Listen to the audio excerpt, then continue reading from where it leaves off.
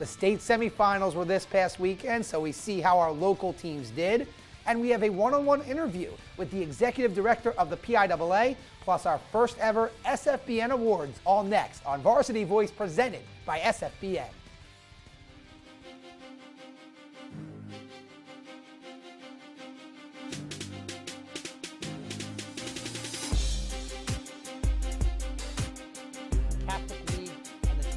Talking about one final thought. Let's get a big, bold prediction.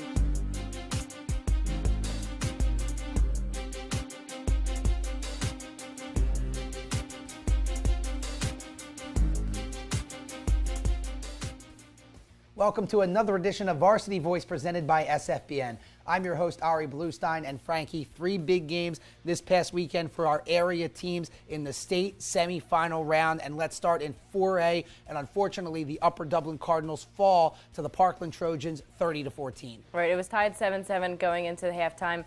Ryan Stover had a 43-yard rushing touchdown in the third quarter until 4 minutes later, Parkland answered and they controlled the rest of the game. Yeah, Upper Dublin didn't score again after that point, and the Trojans, a very good team, but so are the Cardinals. I mean, that was their first loss of the year. Yeah, I mean, winning districts, they should be very proud of themselves still. And unfortunately, the Cardinals season is over. Same with the Burrs of West Catholic as they fall to Southern Columbia in the 2A semifinal, 34-19. Right, the start of the fourth quarter, West Catholic had the lead 19-14. Unfortunately, they had a combination of turnover, penalties, and injuries, which allowed Southern Columbia to put up 20 unanswered points in the fourth quarter alone. Along with those injuries, they lost Craig Jones with a head injury who did not return. Yeah, obviously that was the biggest loss. I mean, he's so important on both sides of the ball. And Khalil Wortham, the leading rusher for West Catholic, didn't even play. But, West Catholic head coach Brian Fluck said that he was really proud of his squad. Yeah, I mean, they should be proud of themselves, too. This was their first run to state, so congratulations to them. Yeah, missed the state tournament last year and they were back this year. But one team that is moving on to the championship are the Imhotep Panthers. And, man, they moved on in a big way, 72-27 over Saucon Valley. Yeah, they opened up the game with an 84-yard kickoff return by Amir Brown. Mike Waters had also had 5 rushing touchdowns, and they were able to put up 36 points in the third quarter alone. Yeah, a monster game, 72 points. It's just unreal, and they will face Cathedral Prep in Friday's championship game up in Hershey. Right, I predict that they will have a very nice run in the state playoffs right now. Well, I'm definitely not going against you with the predictions. You've been right on with that.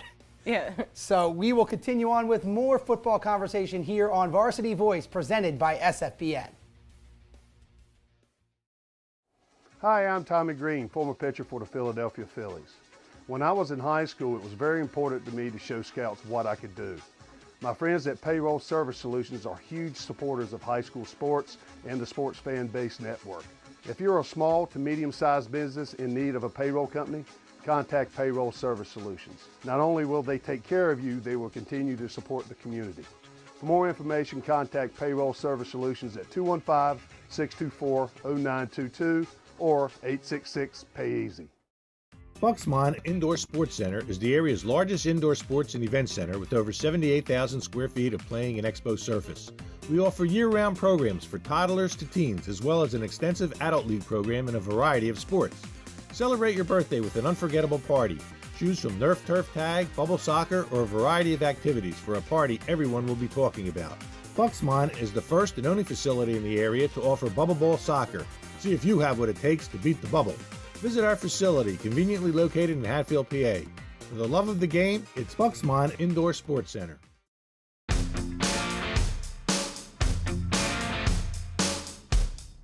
I got the personal attention I needed, I had a lot of options when I graduated, and as far as I'm concerned, this is my dream job. Ryder prepared me for my NBA career, and I also got the education that I need for life after basketball.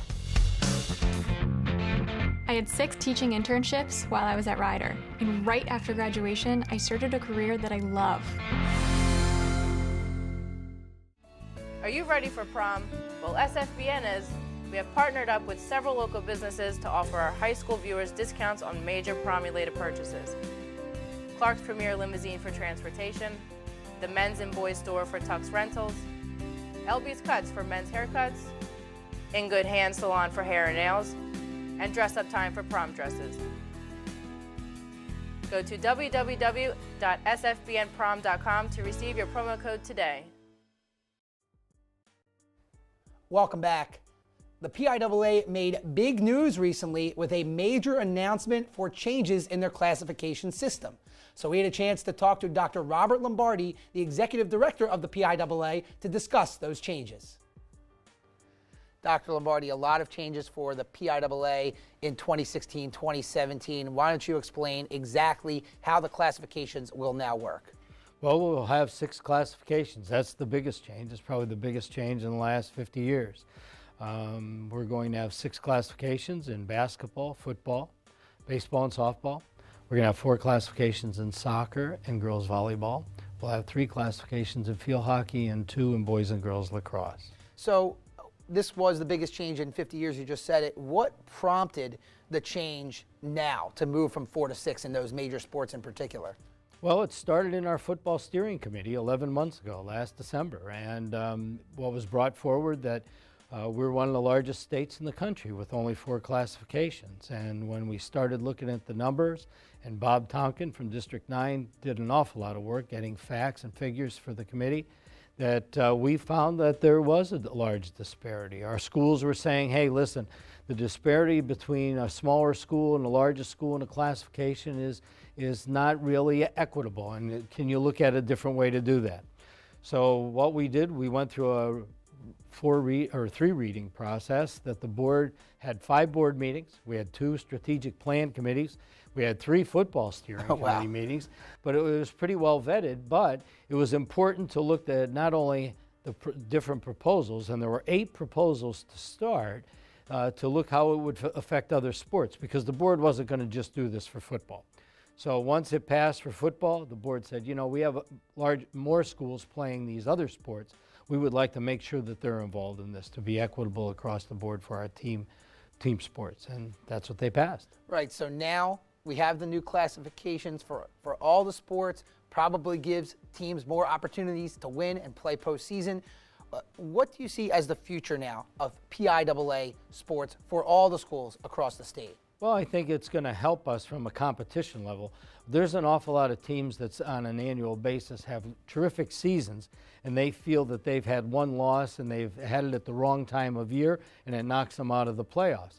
Football, as you know, is a champions-only tournament. It's the only championship we have that only champions advance. And that's a terrific type of thing, but it puts a real tightness on a team for not slipping up. So with that being said, I think more schools are going to have the opportunity, and I think we're going to have some better play. And I think it all sounds good to me, but there's a lot of questions arising, especially out of the Philadelphia area. Why this change as opposed to separating public and the Catholic and charter schools? Because a lot of people feel it's unfair that public schools don't always have the opportunity to beat these Catholic and charter schools at the championship level. So why not go that route instead of what you ended up with the 6 classifications? Well, we don't feel that we can take that step because I know New Jersey, our neighbor, can do that. But in 1972, PIAA was a private public school organization, and there was a PIAA that had all the Catholic schools. And one of the schools sued to become a member of PIAA, and with the change in the legislature and an act of the legislature said PIAA is now open to all member school or all schools, and we're a voluntary membership organization. We have to treat everybody the same. So that act of the legislature in '72 changed the landscape, and with schools of choice and that as a platform for the legislature, we don't see us taking on anyone for an unequal treatment concern. However, we do have the rules apply the same to everybody. And if there's a school out there that's recruiting or doing things wrong, we have rules in place that if they can be brought forward to the committee, a district committee, we can handle them. We've had them in the past, we've had them in the future, but people don't want to stand up and be counted.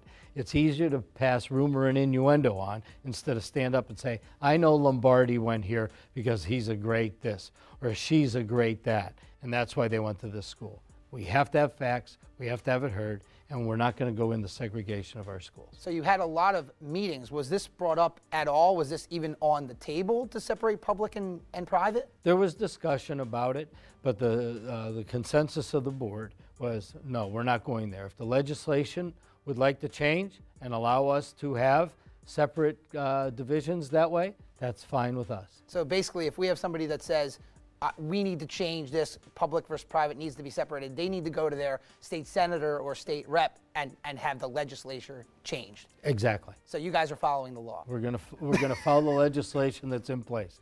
Well, keep up the good work, keep on following the law, and thank you very much for your time. Thank you very much for having me.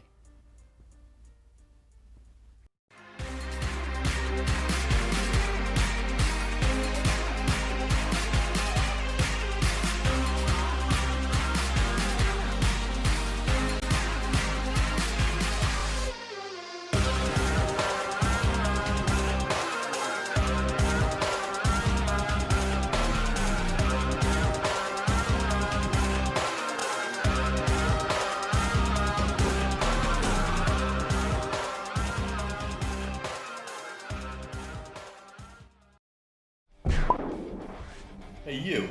Who, me? Yes, you. Do you like pro sports? Yeah, Do you like college sports? of course. Do you like high school sports? I guess. Maybe you just don't know much about them. Hey, voice in the sky. Huh? Where can I go to learn more about Philadelphia area high school athletics? Just watch Varsity Voice every other Wednesday at 6 p.m. on TCN.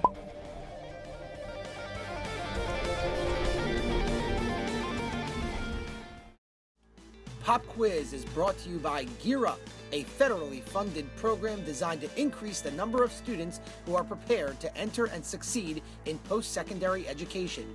Gear Up provides early college awareness and academic support to students beginning no later than 7th grade, following them through high school graduation. For more information, go to www.philasd.org. Welcome back. It's time for the Pop Quiz, and we bring back Sean Lerman from WBCB 1490 AM. Sean, welcome back. It's good to be back, Ari. Well, you were our first student on the Pop Quiz this season, so I'm glad to have you back for a second go-round. Obviously, I made quite an impression that you kept the segment going. Well, let's see how you do on this week's edition of the Pop Quiz. So, a couple of local losses this past week, but what was a more surprising loss? A, Upper Dublin's loss to Parkland. B, West Catholic's loss to Southern Columbia. Or C, neither was surprising. I'll have to go with the Upper Dublin loss. Not terribly surprising, but they were certainly very close in that game. I thought that the talent level on the field was going to be very close. West Catholic is a good team, but they went up against a powerhouse in Southern Columbia. So I'll have to say the Upper Dublin loss, a little bit more surprising, but still not terribly shocked. I would agree with you on that rationale, but I'm going to disagree on the answer. I'm going with C, neither was surprising, and that really isn't because Upper Dublin and West Catholic aren't good teams, because they're very good teams, but Parkland, they beat LaSalle. I mean, that was a big win for them. They're a very good squad, and like you mentioned, Southern Columbia, a powerhouse. So I'm going to disagree here. I'm going with C, that neither was really surprising, although, of course, I was pulling for Upper Dublin and West Catholic. All right, so now to a team that did win locally, Imhotep. What was the biggest headline for the Imhotep 72-27 win over Saucon Valley? A, the 72 points total scored. B, 5 touchdowns from Mike Waters. Or C, the 36 points scored in the second quarter alone. I think I have to go with the 72 total points. We've seen a lot of football games this year. We watched a lot of good stretches of football, teams that put together a quarter here, a half there, good quick performances. But to have an entire game put up 72 points, play start to finish, unbelievable. Well, I don't know about you, but I haven't seen 36 points put up in one quarter, let alone maybe an entire game. So I'm going with C. I mean, that was just impressive because Saucon Valley was in the game in the first quarter. It was only 24-14 after one quarter, and Imhotep just went off for the 36 points. 72 points, impressive. 36 points in one quarter, even more impressive for me. So I'm going to disagree. All right, Sean, 0 for 2. Let's see if you can bounce back here. We're going to make some predictions now. Imhotep, the only local team really alive here. True or false? Imhotep will beat Cathedral Prep to win the 3A state championship. Oh, well, that's an easy one. That's absolutely true. This Imhotep team is incredible. They're one of the best high school football teams that I've ever seen. Extremely talented on both sides of the football. I mean, they put up 72 points in a state semifinal. When has that even happened? They're a great football team, and they're going to get another win. I've said before that Imhotep and Wood, the winner of that game, would win states I'm going to agree. I'm going with true. I mean, Imhotep just demolished Saucon Valley, had the big win over Wood to win the city title. I think that they roll. Cathedral Prep, a good team from District 10, but I think Imhotep will win that game. So I'm going with true. All right, another prediction here, going to the 4A game. Parkland from the Allentown area will beat Pittsburgh's Central Catholic to win the 4A state title.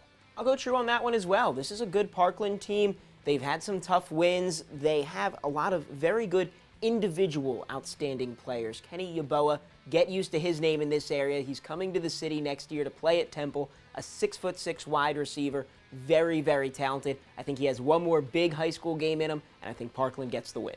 I agree. I'm going with true. I mean, Pittsburgh Central Catholic, they are no joke. I mean, they lost in the 2013 title game against St. Joe Prep. So they're a good team too, but I think Parkland, they've proven that they are worthy to be here, beating LaSalle, beating Upper Dublin. So I'm going with the Trojans there. So 2 incorrect, 2 correct. It all comes down to a fill-in-the-blank question. All right, so we're going to look ahead to 2016 a little bit. Out of the current District 1 4A teams, and of course the classifications are changing, but out of the current teams in District 1, the top team in 2016 will be blank. This is a tough one. There are a lot of good teams that are bringing back some players that are very, very talented. There are some questions about some other teams that you would maybe consider to be some of the top teams in the area, but I think one thing that I'll be looking at is the quarterback position at North Penn. Reese Udinsky, a very talented junior, 6'4", your prototypical quarterback. He can pass from the pocket, he can run a little bit, and he's coming back for his senior season. You've got a quarterback like that under a coach like Dick Beck, good things will happen at North Penn this year. Well, I think North Penn will be a very good team, but they do lose Knife East West, one of the best runners in this area. But I'm going to disagree here. I'm going with Neshaminy, and I'll tell you why. You've got Mason Jones back at quarterback. You've got Dogbutt running back. You've got Treadway at receiver. And when you have those 3 skill positions returning, especially the rapport that Jones and Treadway have, I think that Neshaminy is going to be one of the top teams in this area. So, unfortunately, Sean, with that last incorrect questions, you fail our pop quiz. I'm sorry. I guess I don't get ice cream on the way home. Well, I'm sorry to hear that, but thank you for joining us today. No problem, Ari. It was good to be here. Sean Lerman of WBCB, and when we return here on Varsity Voice presented by SFBN, we will continue on with our football conversation.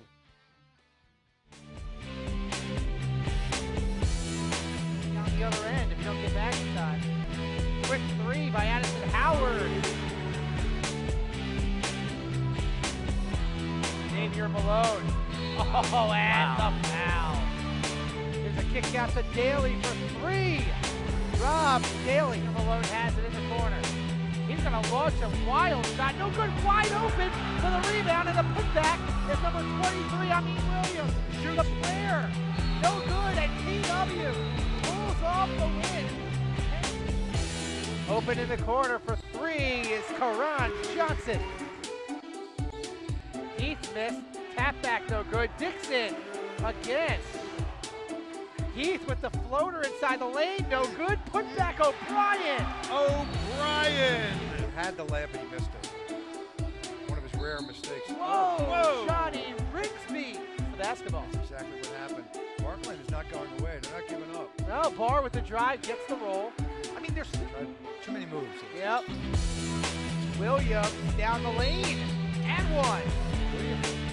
Owen Leitner in transition with the long 2. Long 3. Woo! Here he comes. Tommy Funk. Wow. Love this kid. Well, Tommy Funk, baby. Hi, I'm Marty Bystrom, former pitcher for the Philadelphia Phillies. In my experience in Major League Baseball, I know how important it is for high school athletes to gain exposure. My friends at Payroll Service Solutions are huge supporters of high school sports and the Sports Fan Base Network. If you are a small to medium-sized business in need of a payroll company, contact Payroll Service Solutions. Not only will they take care of you, they will continue to support the community. For more information, contact Payroll Service Solutions at 215-624-0922 or 866-PAY-EASY. The Sports Fan Base Network, this area's leader in high school sports broadcasting, is continually bringing you the most in-depth coverage. Join us for Varsity Voice every other Wednesday at 6 p.m. on TCN, where we'll have interviews with players, coaches, writers, and more, plus analysis, highlights, and in-depth features on major topics in the Delaware Valley high school sports community. Tune in every other Wednesday at 6 p.m. on TCN. for the best high school sports show around, Varsity Voice, presented by SFBN. Welcome back. With football season wrapping up, it is time for our SFBN regular season awards. We have 5 categories with 5 nominees. First category, most surprising player. Max Bryson, Bishop McDevitt. Josh Evans, West Catholic. Amir Polk, Northeast. Tommy Toll, Haverford School. And Zach Treadway, Neshaminy. All very good nominees right there. Max Bryson at Bishop McDevitt, great job playing quarterback for the Lancers. I think he already has the passing record, and he's only a junior, so looking forward to good things from Bryson. Josh Evans, his first year at quarterback for West Catholic, really did a great job for the Burrs as well, led them to the state semifinals. Amir Polk, I mean, this kid came out of nowhere to really have a great year, and he led the public league in rushing for a long time at Northeast. Tommy Toll stepped in for injured quarterback Kevin Carter at the Haverford School, led them to the Interact title. And Zach Treadway just had a breakout year as a wide receiver for Neshaminy, and he'll be back next year as well. But I think Tommy Toll is the guy that stands out here. Nobody even thought about him at the start of the year because Kevin Carter, the all-world quarterback, was manning the leadership for the Fords. So our winner is Tommy Toll for most surprising player. And our next category is most surprising team. Northeast, Bishop McDevitt, Plymouth Whitemarsh, West Catholic, and Haverford High. Well, Northeast, we just talked about them, how surprising they were. They started the year undefeated, and it was the first time that the Vikings had started 10-0 in a long time. Might have been the first time ever. Bishop McDevitt obviously surprised people, made the Class A state tournament. Plymouth Whitemarsh made some noise as a 16 seed in the District 1 4A bracket. West Catholic, obviously, after having a down year last year, came back to make it to the state semifinals. And Haverford High, I think, got on the map this year as well, made the District 1 4A bracket. But, to me, it's the Northeast Vikings. Nobody expected them to compete for the Public League title, and nobody expected them to beat Abington and Father Judge to start the year. So the award for our most surprising team is the Northeast Vikings. And now it's time for the most valuable player. Ryan Stover, Upper Dublin. Mike Waters, Imhotep. Nafis West, North Penn. Javier Buffalo, Franklin. And Luke White, Simon Gratz. Once again, all great choices. You look at Ryan Stover, the quarterback of the Upper Dublin Cardinals, who won District 1 at the 4A level, made it all the way to the state semifinals. Mike Waters just went off for 5 touchdowns for Imhotep. He's been a monster this year. Nafis West finished his career, a phenomenal career at North Penn, one of the greatest running backs from this year. Javier Buffalo, a guy that you don't really hear about, at Ben Franklin. He did a great job as a receiver for that high-powered offense. And Luke White for Simon Gratz, who won the Public League 4A. He was a big running back. But I think Stover is the guy that really stands out as the quarterback of the Upper Dublin Cardinals, who are undefeated up until this weekend. So our award for MVP is Ryan Stover, quarterback for Upper Dublin. Now let's take a look at the nominees for Best Coach. John Steinmetz, LaSalle. Pat Manzi, Bishop McDevitt. Steve Wilmot, Neshaminy. Albie Crosby, Imhotep. And Brett Stover, Upper Dublin. Well, these guys all did great jobs. I mean, John Steinmetz took over the LaSalle program, ended up beating St. Joseph's Prep in the Catholic League 4A championship and made it to the States. And it was great to see the Explorers get back to the States. Pat Manzi, who's been around for a while at Bishop McDevitt, got back to the state tournament, did a great job this year with that team. Steve Wilmot, finally got Neshaminy back on track after a down year last year, made the District 1 4A bracket and won a couple of games as well. Albie Crosby, obviously the Imhotep Panthers, they're still playing. So Albie has done a great job over there. And Brett Stover, the head coach for Upper Dublin, they won District 1. But to me, John Steinmetz really stands out. You're talking about a coach that took over a big-time program and led LaSalle to the win over the Prep. So our award for Best Coach, John Steinmetz from LaSalle College High School. And our final category is Best Team. Imhotep, Upper Dublin, West Catholic, the Haverford School, and LaSalle. Well, all these teams had great years, obviously. Imhotep's still playing. They have a chance to win the 3A state championship. Upper Dublin, we talked about them. District 1 champs made it to the state semis. West Catholic, they did a great job as well getting to the state semifinals. The Haverford School won the Interac, and we talked about Tommy Toll earlier. And LaSalle, same thing. I mean, they had a great year as well. But got to give it to the team that's still playing, the Imhotep Panthers. They are going to play for the 3A state championship up in Hershey. So the award for the best team goes to the Imhotep Charter Panthers. Congratulations to all of our winners. So with football season wrapping up, we get set for basketball season. Check out our upcoming schedule on the Sports Fanbase Network.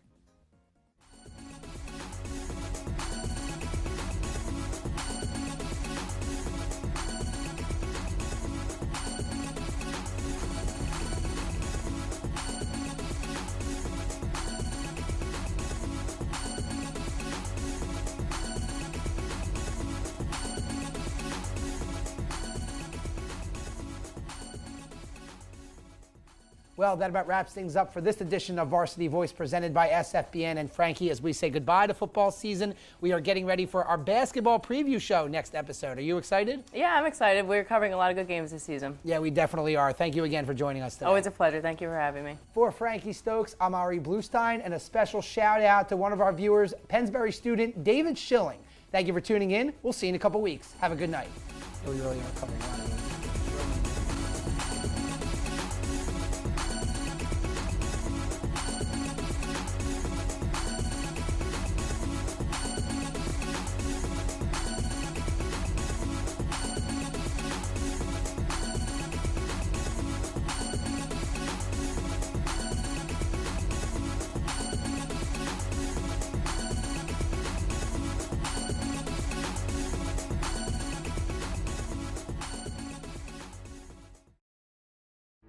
Select video equipment for Varsity Voice has been provided by DMP Video.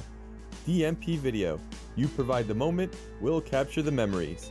For more information about our videography services, please go to our website at www.dmpvid.com.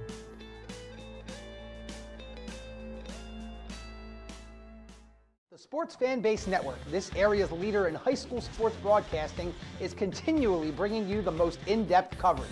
Join us for Varsity Voice every other Wednesday at 6 p.m. on TCN, where we'll have interviews with players, coaches, writers, and more, plus analysis, highlights, and in-depth features on major topics in the Delaware Valley high school sports community. Tune in every other Wednesday at 6 p.m. on TCN for the best high school sports show around, Varsity Voice, presented by SFBN.